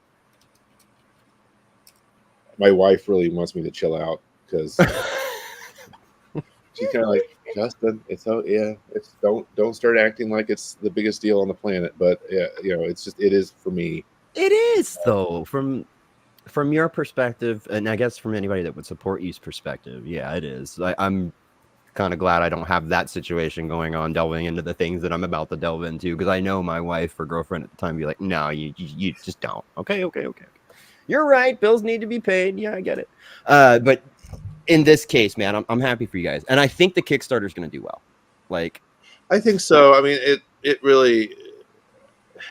When I talk to people, I think part of it is I spent like the first 2/3 of the shows I did without a product to sell and just asking for signups, which did not work. But whenever I do a show, I feel like at least I sell a couple at least, just off of how enthusiastic I am about it, basically. But it really is crazy and just insane and awesome. I bet you're feeling a whole slew of emotions, like a nice little cocktail. I was about to cry a while ago. I'm feeling better now, but But now you will cry of happiness. Well, no, I mean, yeah, I'm in happiness, but yeah, I mean, it's a relief for sure. You know, it's been a battle to get here, so it's a relief to have it socked away at least, well, not socked away, but moving on to the next step. But and you guys are so ahead of the game. It's going to be Rachel probably panicking and drawing as fast as she can to keep up with your writing at that point. At this point, like, there's like a novel. There's like no way. How do you draw a novel? Like, it's gonna feel bad for the artists that jumped on the Stephen King novels that turned into graphic novels. I mean, imagine the second you're hired, you're like, what have I fucking done? Like this is gonna be 2 years of work. I can't. There's no way you can finish this in a year. Like, there's no fucking way. Roughly, there's about 760 pages. That's the size of a book that would intimidate me. To be 36 issues times 21 pages. It gets there pretty fast. Wow. Nice. Now, curious about the writing process. You coming from novels, meaning you pretty much have to describe everything that's going on. Was it a big relief rearranging your writing style to be like, I don't have to describe the hill they're looking at. I don't have to describe the house that they're in. I just can do dialogue and story narration. Was it a big relief? Could you think you flowed better that way? It just, I mean, for me, I mean, like, I don't have Rachel's sense of the panel layout. And for me, it's all the rhythm. It's just the rhythm of the dialogue and the action. You want to end the page with an upbeat. You want to end the next page with a cliffhanger turn. I was really fascinated by like the little intricacies of the timing of doing it, the images, you know, like sometimes if you've got 6 panels and you need to cut it down, you can sit there and think, how do I combine some of these panels so I can do 3 things at once? And it really fit really well for me. I love it. So how did you guys work that out between the two of you? Like, was it just constantly communication with each other? Like, this is kind of how I want the page laid out? Or did you kind of just trust her and be like, here's the story, you lay it out how you want, we'll go from there? I trust her artistic sense implicitly. I think I've had one correction the entire time. I like to, I mean, I want to see what the art, I kind of view what I'm doing is I write the scene description, which is basically just a creative prompt for Rachel, and then I write the dialogue. I'm just trying to create a mood for her, and then she does all the actual layout and the art and stuff. And so far, it's worked great. You know, but it sounds like you guys got a really easy system, which is fairly rare. Like, you know what I mean? Like that. It seems like your guys' styles click, and to me, that's going to pay off in the long run. I think I'm a pretty easy going as far as the scripts go. I'm not a micromanager, right? Like, I'm not like you have to have a cup here and a cup here. You know, or if I do say that, it's important, right? But I'm genuinely interested in seeing what the artist does with the script, and I think artists mostly like that. I don't know. How close was she to nailing what was in your head while you were writing? I'm really curious about that. Like, how close? When you saw it, were you like, holy shit, this is exactly what I was seeing? It was very, very close. Yeah, it really was. I mean, we've only got 6 pages in, but you know, I mean, I do think this. I mean, I've already tooted my horn enough, so fuck it. But I think the script's pretty fun to read as far as comic scripts go. I think it's vivid. You know, so there's going to be. I think I've effectively communicated what I want, and then Rachel picks it up and makes it better. Well, hell yeah. When you guys don't have some downtime, I may talk to Rachel about some art because Sure. I still haven't found an artist yet, and I'm always in the market, and I'm pretty picky. Like, I have a particular style I'm seeing in my head. As an artist, you know, like, it's different when you don't do art and you're just sort of like, I'm going to write this and trust the guy or the person I hire. You know what I mean? Let them do it. Well, When you kind of have a vision in your head, you're looking for something in particular. It's kind of hard to match that. I'm sure you understand. Picking the right artist is the first guy I hired was I took a recommendation from somebody and I looked at his art and I'm like, this is a joke, right? He's got to be able to do something else. And I hired him because I was trying to listen to people. You know, sometimes you shouldn't listen to people. It was a fucking disaster. And then he took a year and then he turned in 5 pages of just raw shit, in my opinion. Wow. You know, it was just bad. It was what I should have expected, and that's why I shouldn't have ever done it. But I think he was overwhelmed by the script. Not SWAT. He was doing Edge of Darkness because that's what I wrote first. But that one's a very demanding, very strange script. You got to pick the right person. Make sure it clicks, and well, at least I guess it doesn't have to click 100% because there is that artistic freedom. You know, even as a comic book person, you want the artist to have the freedom, you know, to express themselves the way they want through each page. But at the same time, you got to kind of rein it in and be like, well, this is a particular style we're going for, and, you know, stick with it. You know, don't branch off and do a watercolor painting for the next page. I can't work with that. And I've seen a lot of artists that kind of do that. You know, they'll scribble one thing down and then this one's like this. And then the next one, I'm like, this is all over the place. Like, not sure that'll work for a comic book. You're kind of looking for consistency, at least once the character is designed and all that.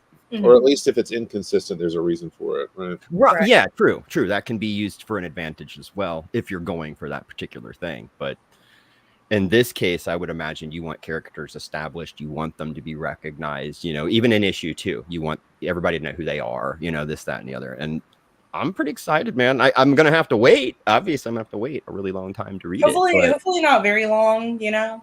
So, like, hopefully you don't, like, wither in the process of... It's possible that I could wither in the process. I mean, I'm withering as we speak. That's why the camera isn't on.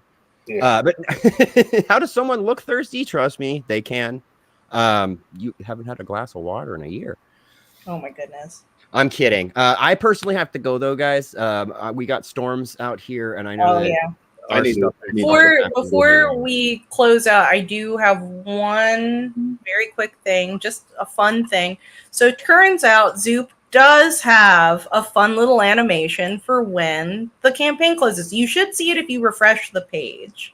Oh. Yeah, I found it by refreshing my page. Okay, so let me... Actually, I'm still in. There it is. Ah, dang it.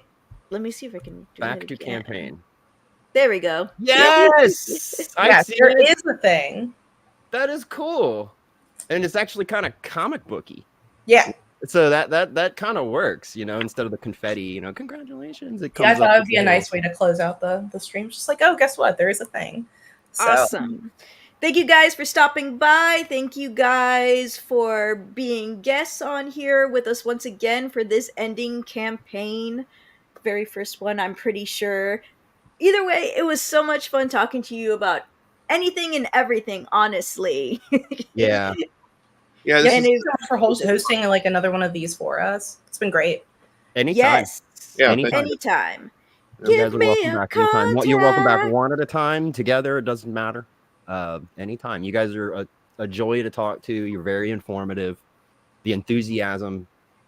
I told you before when we talked, I've never talked to anybody that had the enthusiasm and the passion behind their story the way this is. And I think that helped a whole lot, to be honest with you. I'm hoping that we'll see on the Kickstarter. Yeah. All the Facebook posts, I've been spamming Facebook. That does shit compared to 2 likes, 3 likes. Yeah. And then, but if I get on one of these podcasts and talk, I usually sell, that added more for sure than all the Facebook posts I ever made. Nice. So, all right, guys. Thanks, guys. Thank you a bunch. Yeah, thank you both so much. Yep, Have a nice day. Bye. Bye.